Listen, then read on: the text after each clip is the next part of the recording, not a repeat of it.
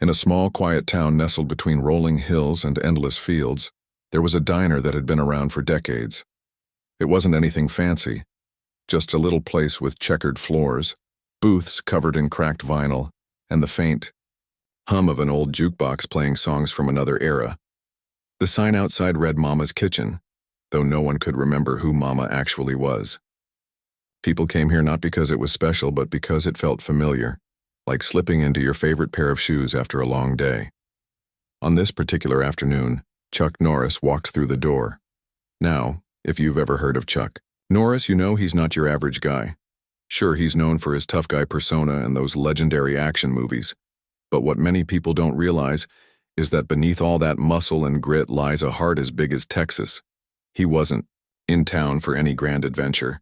He'd simply stopped by during one of his road trips across America. Sometimes even someone like Chuck just wants to sit down, sip some coffee, and watch the world go by. He slid onto a stool at the counter, nodding politely to the waitress who greeted him. She looked tired, her apron stained with ketchup smudges, and her hair tied back in a messy ponytail. Still, she gave him a warm smile as she poured him a cup of black coffee. Chuck thanked her quietly and leaned back, letting the aroma fill the air. The diner was mostly empty except for a few locals, chatting over burgers and fries. Everything seemed peaceful, until he heard it. At first it was barely noticeable, almost like the sound of wind rustling leaves. But then it grew louder, unmistakable now, a soft sob coming from somewhere nearby. Most folks might have ignored it or chalked it up to someone having a bad day, but not Chuck. His instincts were sharp, honed by years of experience both on screen and off. Something told him this wasn't ordinary sadness. It was deeper, heavier, the kind of pain that lingers in the soul. The sound was coming from the staff bathroom, tucked away near the kitchen. Chuck hesitated for only a moment before standing up. He didn't want to intrude, but he couldn't shake the feeling that whoever was crying needed help. So he made his way over and knocked gently on the door. "Is everything okay?" he asked in a low, steady voice. For a second, there was silence. Then a shaky reply came from the other side. "I'm fine. I'll be out in a minute." But Chuck knew better than anyone when someone was lying. He'd seen enough hardship in his life to recognize the difference between "I'm okay" and "I really need help." He waited patiently, leaning against the wall, until finally, the door creaked open. Standing there was the waitress, the same one who'd served him earlier. Her face was flushed, her eyes red and puffy from crying. She looked startled to see him, maybe even a little embarrassed. "I'm sorry," she stammered, wiping her cheeks with the back of her hand. "I didn't mean to disturb anyone." Chuck shook his head. "You're not disturbing anyone," he said softly. "But I can tell something's wrong. If you feel like talking, I'm a pretty good listener." She hesitated, glancing toward the kitchen as if expecting someone to interrupt. Finally, she sighed and nodded. "Okay, but not here. Let's sit somewhere private." They moved to a booth in the corner, far from prying ears. As they settled in, Chuck noticed how tightly she gripped her apron, twisting the fabric in her hands. Whatever she was about to say, it clearly weighed heavily on her mind. "I don't usually talk about this stuff," she began, her voice barely above a whisper. "But things haven't been easy lately. My rent's gone up, my car broke down, and I've been working double shifts just to keep a roof over my head. But it's never enough. Every time I think I'm catching up, something else happens, and I fall further behind." Her words tumbled out like water breaking through a dam. She talked about losing her apartment months ago and crashing on friends' couches whenever she could, about how she'd started skipping meals so she could afford gas money to get to work, and about the constant fear gnawing at her chest that one day she'd wake up and realize she had nothing left to give. Chuck listened intently, his expression calm, but his eyes sharp. He didn't interrupt or offer quick fixes. Instead, he let her speak, giving her the space to unload everything she'd been carrying alone. When she finally paused, tears streaming down her face again, he reached across the table and placed a reassuring hand on hers. "You're stronger than you think," he said firmly, "and you're not alone anymore. We'll figure this out together." For the first time since he'd met her, she managed a small, tentative smile, Maybe, just maybe, things weren't as hopeless as they seemed. But deep down, Chuck sensed there was more to her story, something bigger lurking beneath the surface, and he was determined to find out what it was. After their conversation in the corner booth, Chuck could see the weight lifting slightly from the waitress's shoulders. Talking seemed to have helped her, but Chuck wasn't satisfied yet. He'd been around long enough to know that sometimes people only reveal part of their story, especially when they're scared or unsure who to trust. There was something more going on here, and his gut told him it was important. As they sat there, another employee walked into the diner. This guy looked like he'd just come from the back room, wiping his hands on a rag. He glanced at the waitress, and then leaned in close to whisper something to her. Chuck couldn't hear what was said, but he noticed how her face changed. Her eyes darted toward the kitchen, and she nodded quickly before standing up. "Everything okay?" Chuck asked casually, watching her carefully. She hesitated for a moment, clearly debating whether to say anything. Finally, she let out a sigh. "It's nothing really, just someone needs something from my locker." Her tone was dismissive, like she wanted to brush it off, but Chuck's curiosity was officially piqued. A locker? That didn't sound like a big deal, but given everything else he'd heard so far, even small details felt significant. Without pressing too hard, he offered to walk with her. "Mind if I tag along? Could use a stretch anyway." She shrugged, trying to act casual, but Chuck caught the flicker of nervousness in her expression. They headed toward the back of the diner, where a narrow hallway led to a storage area. Along one wall were rows of metal lockers, each marked with a number scrawled in permanent marker. The waitress stopped in front of one near the end and pulled a key from her pocket. As she unlocked it, Chuck glanced around. The place was cluttered with boxes and supplies, but otherwise unremarkable. Nothing screamed suspicious, but Chuck had learned over the years that danger often hid in plain sight. When the locker door swung open, the waitress reached inside and started rummaging through its contents. At first it looked like typical stuff, a spare uniform, a pair of sneakers, a few personal items, but then she froze. Her hand hovered over something tucked away in the back. Whatever it was, she didn't pull it out right away. Instead, she glanced at Chuck, her face pale. I shouldn't have shown you this," she muttered under her breath. Now Chuck was certain something was up. "Hey," he said gently, keeping his voice calm. "Whatever it is, we'll handle it together. You don't have to go through this alone." After a moment of hesitation, she pulled out a battered notebook. Its cover was worn, the edges frayed from years of use. She flipped it open, revealing pages filled with scribbled notes and numbers.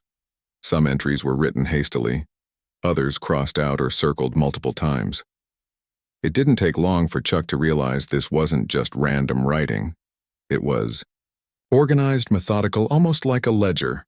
"This isn't mine," she explained quickly, closing the notebook again. "I found it months ago when I cleaned out the old owner's things. He disappeared without saying a word, and no one knows what happened to him. But this..." She trailed off, shaking her head. "I didn't understand most of it at first, but the more I looked, the clearer it became. These aren't just numbers, they're records of transactions, big ones." Chuck took the notebook from her hands and studied it closely. His brow furrowed as he scanned the pages. Names were jotted down alongside amounts of money, amounts far larger than what anyone would expect to see in a small-town diner. There were also cryptic phrases scattered throughout. Midnight drop, the broker, Route 14. None of it made complete sense yet, but Chuck recognized the signs of something illegal.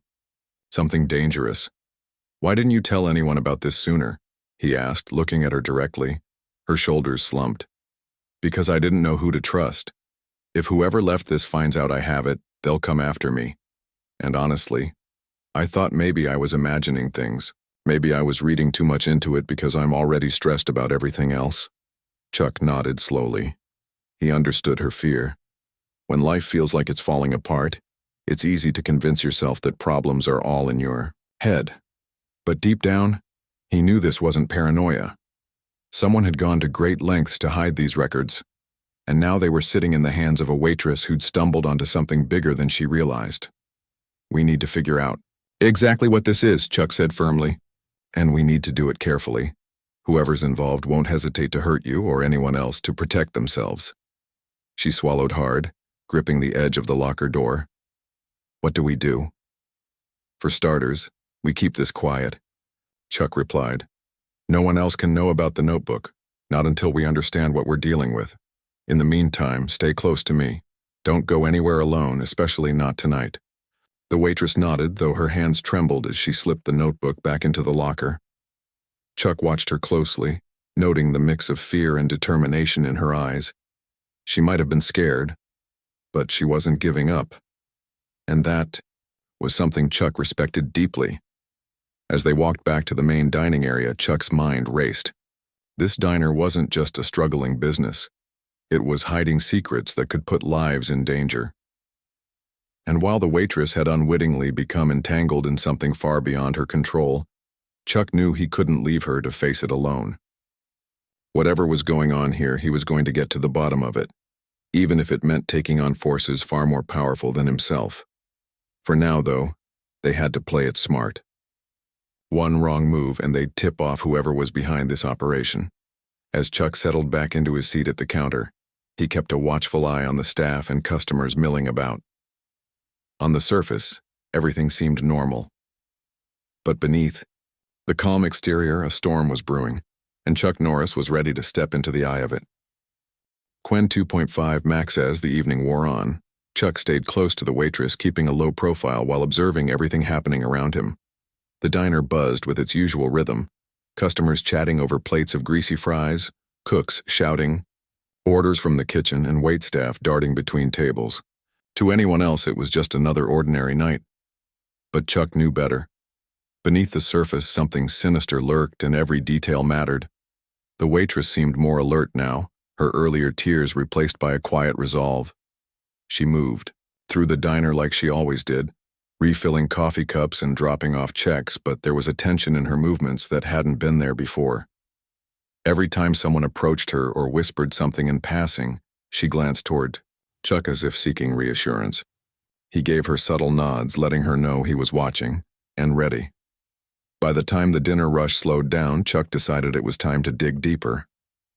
They retreated to the same corner booth where they'd talked earlier, the one tucked away from prying eyes. The waitress slid the notebook back onto the table, her hands trembling slightly as she opened it again. This time, Chuck took his time flipping through the pages, studying each entry carefully. Some of the notes were straightforward, dates, amounts, names that sounded familiar yet vague enough to mean nothing at first glance. Others were coded phrases that hinted at something darker, transactions made under cover of darkness, references to locations and times that felt deliberate.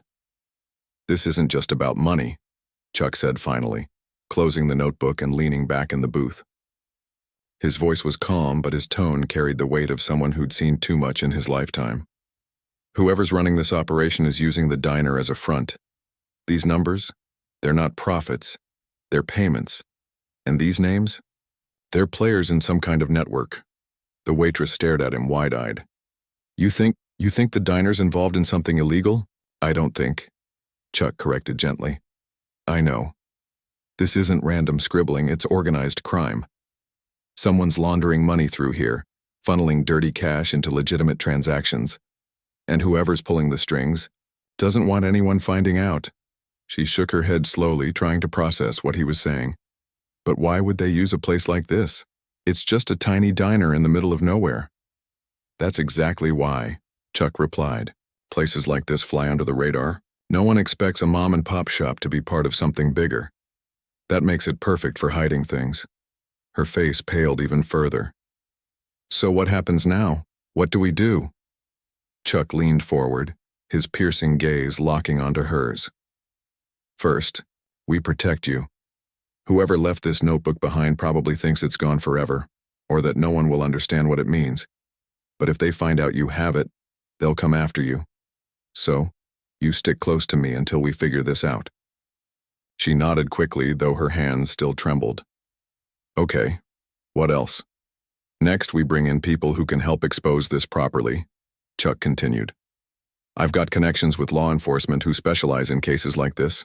We'll need their expertise to untangle whatever mess we're dealing with. But we have to move carefully. If whoever's behind this suspects we're onto them, they'll disappear faster than smoke. The waitress swallowed hard, gripping the edge of the table. And then what? After all this is over, I mean. Even if we stop them, my life won't magically fix itself. Chuck placed a reassuring hand on hers. One step at a time. Right now, our focus is keeping you safe and shutting this operation down. Once that's done, we'll figure out the rest. You've got strength you don't even realize yet. Trust me. I've seen people rise above impossible odds. You're tougher than you think. Her lips twitched into the faintest hint of a smile, though it didn't quite reach her eyes. Thanks, she murmured softly. For believing in me, I mean. Chuck gave her a small nod. Belief only goes so far without action. Now, let's get to work. Over the next hour, Chuck called an old friend, a retired detective named Frank, who lived nearby. Frank had spent decades taking down criminal rings and had a knack for sniffing out corruption. When Chuck explained the situation, Frank didn't hesitate. Send me photos of the notebook, he said. I'll start piecing together what we're looking at. In the meantime, keep your eyes open and stay sharp. People like this don't leave loose ends. While waiting for Frank's analysis, Chuck kept a close watch on the diner staff. Conversations that once seemed mundane now carried hidden meaning. A cook muttering about deliveries coming late took on a suspicious tone. A busboy casually asking the waitress if she'd found anything interesting lately raised red flags. Even the manager, a slick-talking man with a perpetual grin, seemed overly interested in how long Chuck planned to stick around. Late that night, after the last customer left and the staff began cleaning up, the waitress pulled Chuck aside. Her expression was grim. Something feels off, she whispered. Everyone's acting weird tonight, like they know something's up. Chuck scanned the room, noting the nervous glances exchanged among the employees. They might suspect we're onto them, he said quietly. Stick close to me and don't let anyone separate us. We'll ride this out together. As the hours ticked by, Chuck couldn't shake the feeling that they were being watched. Every shadow seemed darker, every sound louder. The air itself felt heavier, charged with anticipation. Whatever storm was brewing, it was getting closer, and Chuck knew they needed answers fast. Finally, Frank called back. His voice was urgent. You're sitting on a goldmine of evidence, he said. Those records tie directly to a major money laundering ring operating across several states. The guy pulling the strings? Richard Hale. He's been running scams like this for years, slipping under the radar by using small businesses as fronts. You need to be careful, he's dangerous. Chuck thanked Frank and hung up, his jaw tightening. The pieces were falling into place, but the danger was escalating. Tomorrow they'd set their plan in motion. For now, though, Chuck focused on keeping the waitress safe. As they locked up the diner and stepped out into the cool night air, he reminded her of one thing. No matter what happens, remember, you're not alone anymore. We'll face this together. The next morning, the diner opened as usual, but the atmosphere felt different. There was an undercurrent of tension in the air, like a storm waiting to break. Chuck arrived early, slipping into the same booth where he and the waitress had talked the night before. She joined him a few minutes later, her face pale and drawn from lack of sleep. It was clear neither of them had rested much. Ready for today? Chuck asked, his voice steady but kind. She nodded, though her hands trembled as she clutched a cup of coffee. As ready as I'll ever be, she replied. But what if we're wrong? What if this all blows up in our faces? Chuck leaned forward, his piercing gaze locking onto hers. We're not wrong. And even if things get messy, remember this. Doing nothing is worse than trying and failing. You've already taken the first step by standing up. Now it's about seeing it through. Her lips pressed into a thin line, but she gave a small nod. Okay, let's do this. Their plan was simple but risky. Frank, the retired detective, had advised them to gather more concrete evidence before going to the authorities. The notebook was a start, but they needed something undeniable, something that would tie Richard Hale, the manager, directly to the operation. That meant getting closer to the truth without tipping him off. Easier said than done. As the day wore on, Chuck stayed glued to the waitress's side, keeping a watchful eye on everyone around them. He noticed how Hale seemed unusually attentive, hovering near the cash register and occasionally glancing toward the back room. His polished demeanor hid a calculating mind, and Chuck could practically see the gears turning behind those cold eyes. By late afternoon, an opportunity presented itself. One of the delivery drivers, a burly man with tattoos snaking up his arms, arrived with a shipment of supplies. Instead of unloading everything in the storage area like usual, he carried a large crate into the manager's office. Hale followed close behind, shutting the door firmly behind them. The waitress tensed when she saw this. "That's not normal," she whispered to Chuck. "Deliveries always go straight to the kitchen." Chuck nodded, his jaw tightening. "Stay here. I'm going to check it out." Before she could protest, he stood up and made his way casually toward the office. As he approached, he heard muffled voices coming from inside. Pressing his ear against the door, he caught snippets of their conversation. "The drop's happening tonight," Hale was saying, his tone clipped. "Make sure the route's clear. If anyone asks, it's just another routine delivery." The driver grunted in response. "What about the girl? She been asking questions?" Hale paused, and Chuck held his breath. "Not yet, but keep an eye on her. Something feels off." Chuck didn't wait to hear more. Backing away quietly, he returned to the waitress, who was anxiously chewing on her thumbnail. "We need to move fast," he told her. "They're planning something big tonight, a drop.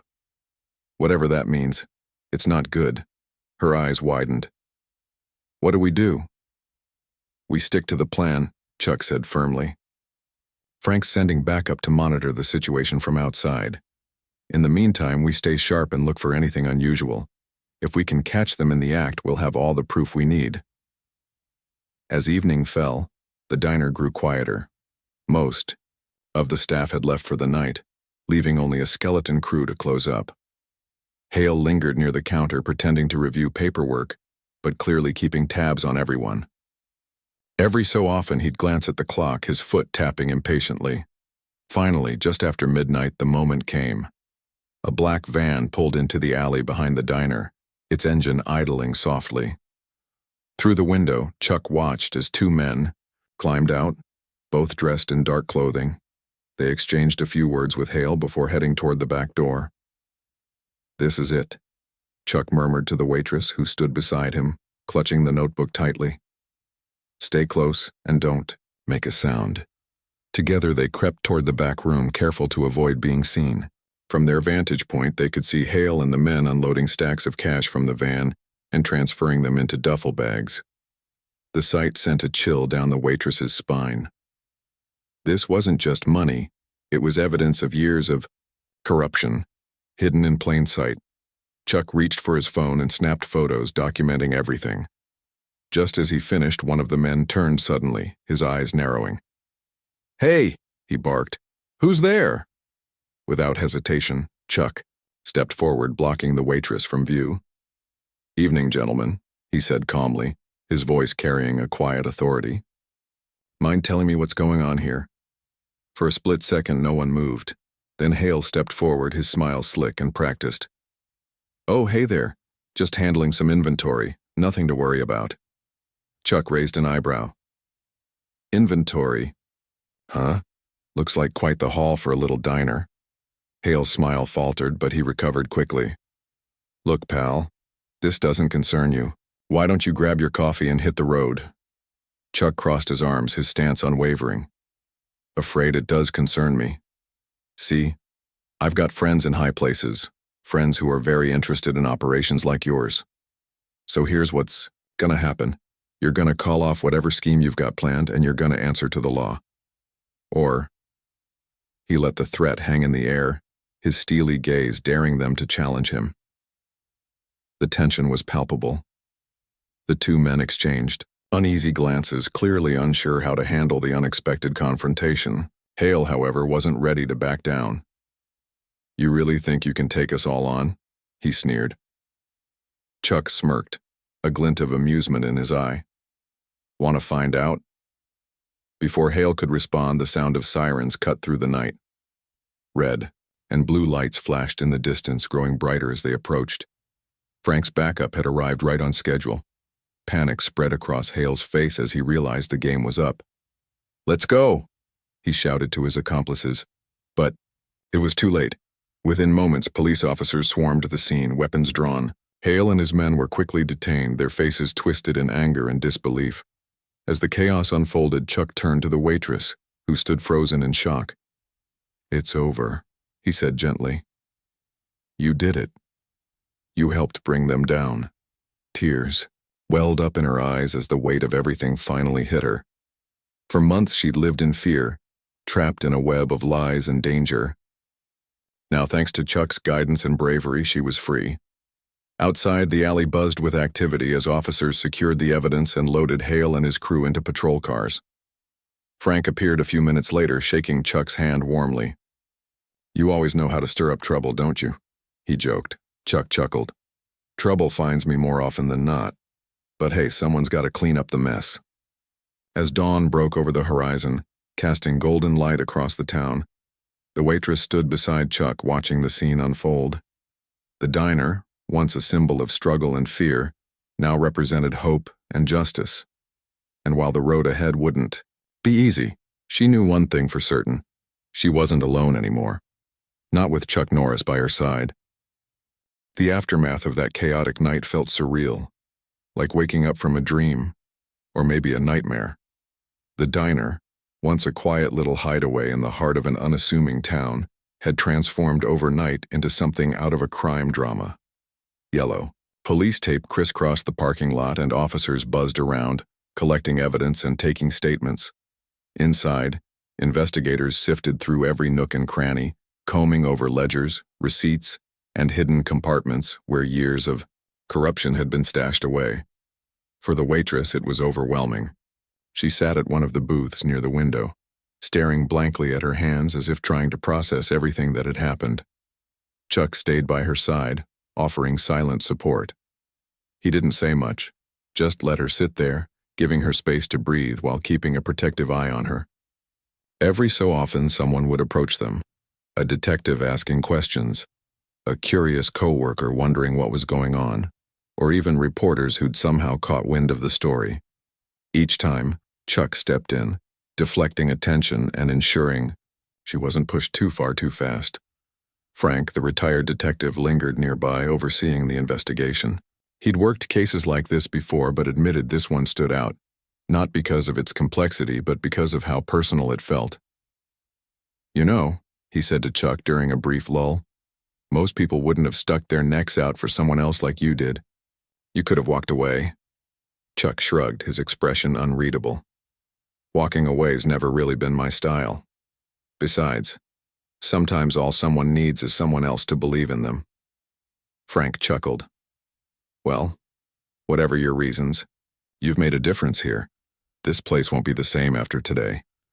As the morning stretched into afternoon, the full scope of Hale's operation began to come to light. Investigators discovered stacks of documents detailing transactions spanning years, millions of dollars funneled through the diner under the guise of legitimate business. It turned out Hale wasn't just running a local scam. He was part of a larger network stretching across multiple states. The diner had been one tiny cog in a massive machine designed to launder money and fund illegal activities. When the waitress heard about the scale of it all, she seemed both horrified and relieved. "I can't believe I worked here for so long, without realizing," she murmured, shaking her head. "What if I'd accidentally said something to the wrong person? What if they decided I knew too much?" Chuck placed a reassuring hand on her shoulder. "But you didn't. And now you've helped stop them. That takes guts, more than most people have." She gave him a small, grateful smile, though her eyes still carried traces of fear. "Still feels unreal. Like any minute now I'll wake up and none of this will have happened." "It's real," Chuck said firmly. And you played a big role in making sure justice gets served. Don't forget that. By late afternoon, the initial frenzy began to die down. Officers packed up their equipment, leaving behind only a skeleton crew to finish processing the scene. One of the detectives approached the waitress with a clipboard, explaining that she'd need to provide a formal statement later. For now, though, she was free to go, but advised not to leave town until the investigation wrapped up. "Where will you stay?" Chuck asked as they stepped outside. The air smelled fresh after the rain, and sunlight filtered through the clouds, casting long shadows across the pavement. She hesitated, glancing toward her car parked a few feet away. "I don't know. My friend's couch, probably. Or maybe it's time I found somewhere new." Chuck nodded thoughtfully. "If you want, I can help you figure things out. No pressure, but starting fresh might not be such a bad idea." Her shoulders relaxed slightly and she managed a weak laugh. Starting fresh sounds nice, feels impossible right now, but nice. They stood there for a moment, watching as the last patrol car pulled away. The diner looked eerily empty, without its usual hustle and bustle. Gone were the clinking dishes, the chatter of customers, and the hum of the jukebox. Instead, silence hung heavy in the air, broken only by the distant chirping of birds. As they prepared to leave, Frank joined them one last time. "Just wanted to say thanks," he told the waitress. "Without you stepping forward, we might never have cracked this case. People like you make the world better. One brave decision at a time." She blushed at the compliment, clearly uncomfortable with being called brave. "I didn't do much," she insisted. "It was mostly Chuck." "You're selling yourself short," Frank countered. "Bravery isn't about doing everything alone. It's about standing up when it matters, even if you're scared. And trust me, you stood tall." With that, Frank tipped his hat and headed back to his car, leaving Chuck and the waitress alone once more. They climbed into her beat-up sedan, which sputtered to life after a couple of tries. As they drove away from the diner, neither spoke for a while. The weight of the past 24 hours hung between them, heavy yet strangely comforting. Eventually, the waitress broke the silence. "Do you think things will ever feel normal again?" Chuck glanced at her, his expression thoughtful. "Normals? Overrated. Sometimes life throws curveballs that force us to grow, to become stronger than we thought possible. You've already proven you're capable of handling more than you imagined. Whatever comes next, you'll face it head on." She smiled faintly, her grip tightening on the steering wheel. "Thanks, Chuck, for everything."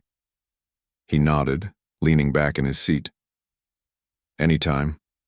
Just remember, you're tougher than you think." Later, that evening, they stopped at a small motel on the outskirts of town.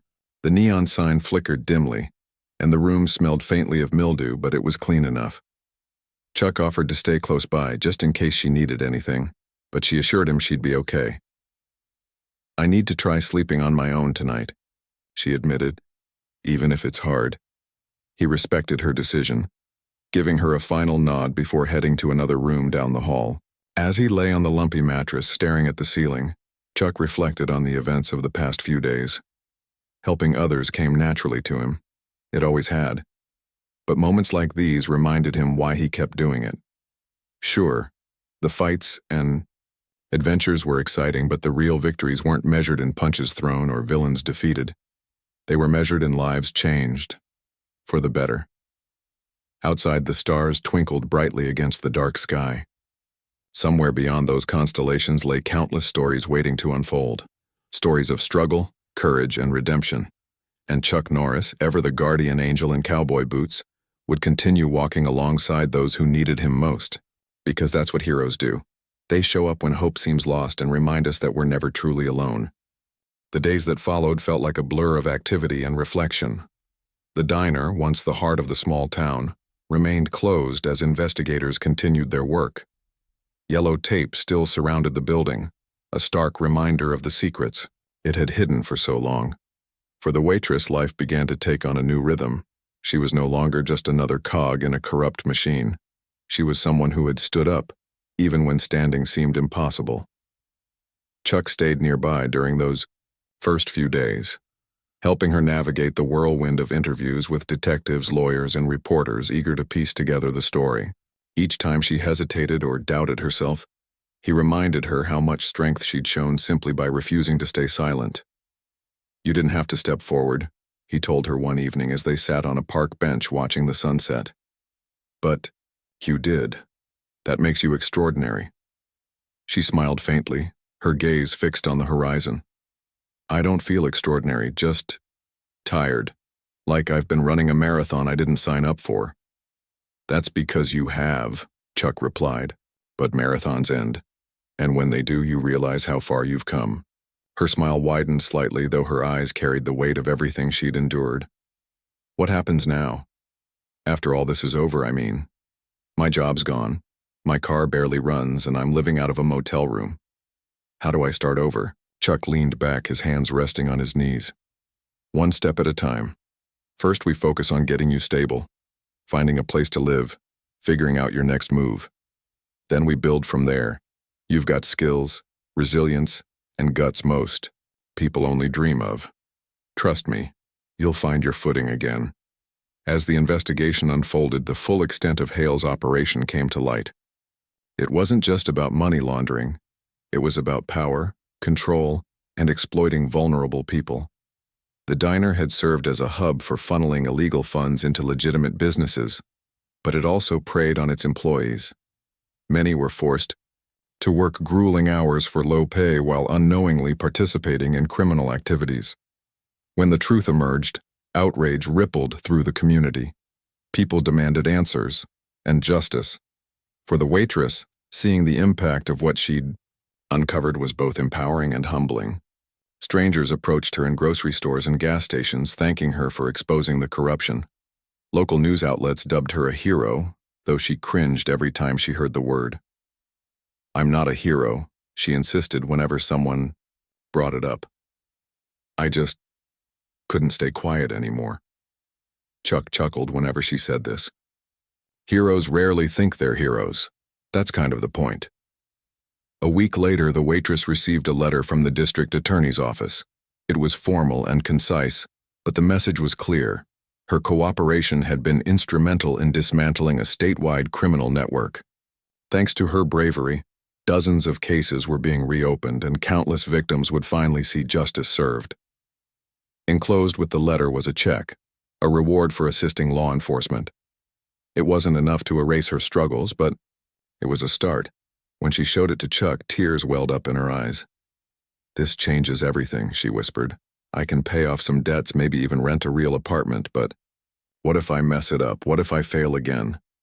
Chuck placed a reassuring hand on her shoulder. "Failure isn't permanent unless you let it be. Besides, failure teaches us more than success ever could. You've already proven you can handle whatever comes your way. Trust yourself." Inspired by his words, she decided to take a leap of faith. With Chuck's encouragement, she enrolled in a local community college program focused on advocacy and social justice. Her experiences had opened her eyes to the ways systems could fail ordinary people, and she wanted to help others facing similar struggles. "If I can make a difference, even a small one, it'll be worth it," she told him during one of their late-night talks. Chuck nodded approvingly. "That's the spirit. Helping others is how you turn pain into purpose." As weeks turned into months, the waitress slowly rebuilt her life. She found a modest apartment near campus, traded in her unreliable car for something dependable, and threw herself into her studies. Though the scars of her past lingered, she carried them differently now, not as burdens but as reminders of how far she'd come.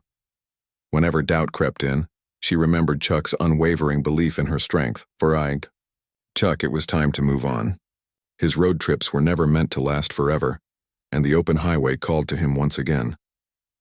On the morning of his departure, he stopped by her apartment to say goodbye. She greeted him with a warm hug, her gratitude shining in her eyes. "Don't know how to thank you," she said softly. "You changed everything." Chuck shook his head, his signature half-smile tugging at the corners of his mouth. "I didn't change anything, you did. All I did was remind you of what you were capable of." She laughed, shaking her head. "Still, I owe you." If you're ever passing through, don't be a stranger." "Wouldn't dream of it," he replied, tipping his cowboy hat. "Take care of yourself and remember, you're stronger than you think." With that, he climbed into his truck and drove away, leaving behind nothing but dust and memories. As she watched him disappear down the road, she felt a surge of determination. Life might still throw challenges her way, but she knew she could face them head-on. After all, she'd survived worse, with a little help from Chuck Norris, in the year. Months that followed, the Waitress thrived. She graduated at the top of her class, landed a position at a non-profit organization dedicated to fighting systemic injustices, and became a voice for those too afraid to speak up. Her journey inspired others, proving that even in the darkest moments, hope could walk through the door, if you were brave enough to open it. And as for Chuck, well, he kept moving, always searching for the next person who needed a helping hand. Because that's who he was, a legend not just for his strength but for his heart. And somewhere along the way he reminded everyone, including himself, that true heroism wasn't about fame or glory. It was about showing up, standing firm, and believing in the power of ordinary people to do extraordinary things.